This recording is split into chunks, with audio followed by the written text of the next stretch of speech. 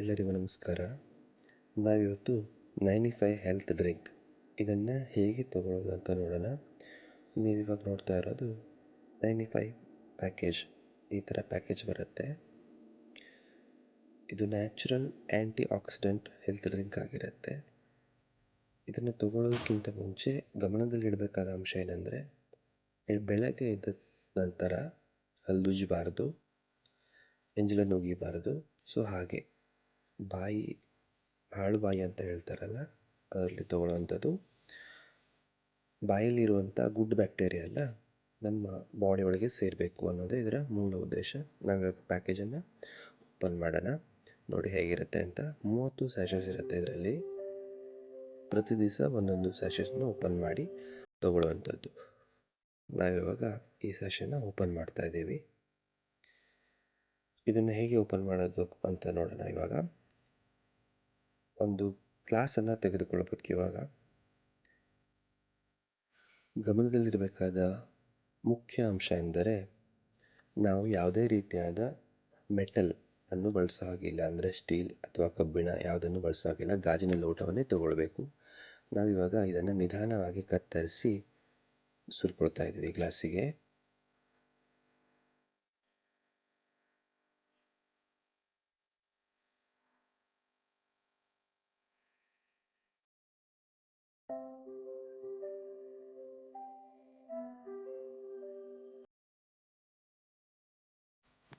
ಒಂದು ಸ್ಯಾಷೆಯಲ್ಲಿ 30,000ಕ್ಕೂ ಅಧಿಕ ಹೊರಗೆ ವ್ಯಾಲ್ಯೂಸ್ ಇರೋದಕ್ಕೆ ಒಂದು ಹನಿಯನ್ನು ಕೂಡ ನಾವು ವೇಸ್ಟ್ ಮಾಡೋದು ಬೇಡ.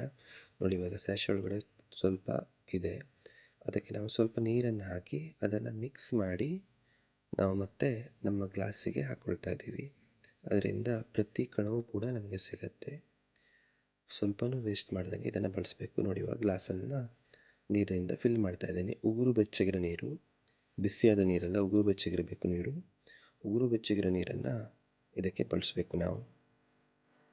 ನೋಡಿ, ನಾನಿಲ್ಲಿ ಸ್ಟೀಲ್ ಸ್ಪೂನನ್ನು ಬಳಸ್ತಾ ಇಲ್ಲ, ಪಿಂಗಾಣಿ ಸ್ಪೂನನ್ನು ಬಳಸ್ತಾ ಇದ್ದೇನೆ. ಇದನ್ನು ಚೆನ್ನಾಗಿ ಮಿಕ್ಸ್ ಮಾಡ್ಕೊಳ್ಬೇಕು. ಪಿಂಗಾಣಿ ಸ್ಪೂನು ಅಥವಾ ಗ್ಲಾಸ್ ಸ್ಪೂನನ್ನು ಮಾತ್ರ ಬಳಸಬೇಕು. ಸ್ಟೀಲ್ ಮತ್ತು ಯಾವುದೇ ಮೆಟಲ್ ಅಥವಾ ಪ್ಲಾಸ್ಟಿಕ್ಕನ್ನು ಬಳಸಬಾರ್ದು. ಸೊ ಇವಾಗ ನಮ್ಮ 95 ಹೆಲ್ತ್ ಡ್ರಿಂಕ್ ಸವಿಯೋಕ್ಕೆ ಸಿದ್ಧ ಆಗಿದೆ. ನಾವು ಸವಿಯೋಕ್ಕಿಂತ ಮುಂಚೆ ಸರಿಯಾಗಿ ಒಂದು ಚೇರ್ಲಿ ಕುಳಿತುಕೊಂಡು, ಸರಿಯಾದ ಭಂಗಿಯಲ್ಲಿ ಕುಳಿತುಕೊಂಡು ಇದನ್ನು ನಿಧಾನವಾಗಿ ಚಹಾದ ರೀತಿಯಲ್ಲಿ ಕುಡಿಯಬೇಕು.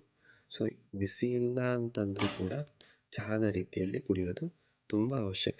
ಬಾಯಲ್ಲಿ ಇರುವಂಥ ಎಲ್ಲ ಗುಡ್ ಬ್ಯಾಕ್ಟೀರಿಯಾ ಬಾಯಿಯಿಂದ ನಮ್ಮ ಹೊಟ್ಟೆಗೆ ಸೇರಬೇಕು. ಅದೇ ಇದರ ಮೂಲ ಉದ್ದೇಶ ಆಗಿರುತ್ತೆ. 95 ಡ್ರಿಂಕಲ್ಲಿ ಏನೇನು ಇದೆ ಮತ್ತು ಅದು ಯಾವ್ಯಾವ ರೋಗಗಳಿಗೆ ಅಥವಾ ಯಾವ್ಯಾವುದಕ್ಕೆ ಹೆಲ್ಪ್ ಆಗುತ್ತೆ ಅಂತ ಹಾಕಿದ್ದೀನಿ ಫೋಟೋನ. ದಯವಿಟ್ಟು ಒಮ್ಮೆ ನೋಡ್ಕೊಳ್ಳಿ.